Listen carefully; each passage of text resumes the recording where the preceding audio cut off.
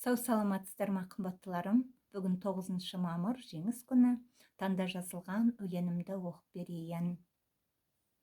Қалдырған баба ұрпаққа, аманат қылып бұл жерді, көзіңнің ағы қарасы, қорғай біл ұлы жеріңді.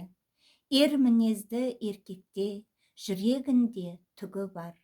Ел қорғайтын азамат, елі үшін бір туған. Батыр елдің ұрпағы, батыр болар әрқашан. Ұрпағы азат болсын деп, шайқасқан талай бабалар. Кең байтақ мына жеріңді, сақтаған найза ұшымен. Жер қадірін біл бүгін, келімсек керден баспасын. Аруақты хан Абылай 300-ді қосты біріктеп.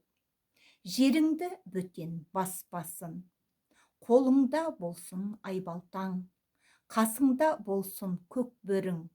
Басын байт сені ешкімде, батырлар сапта нық тұрса. Сыңғыры бөбек күлкісі, құлаққа әуен тербетер.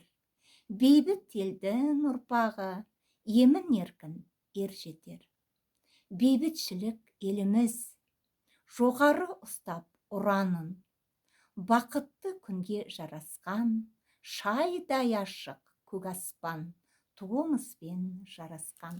Сау саламатта болыңыздар. Бүгін қасиетті жұма қабыл болсын. Жұмада тілеген дұға тілектеріңіз қабыл болып, ел аман, жұрт тыныш, бейбіт заман болсын.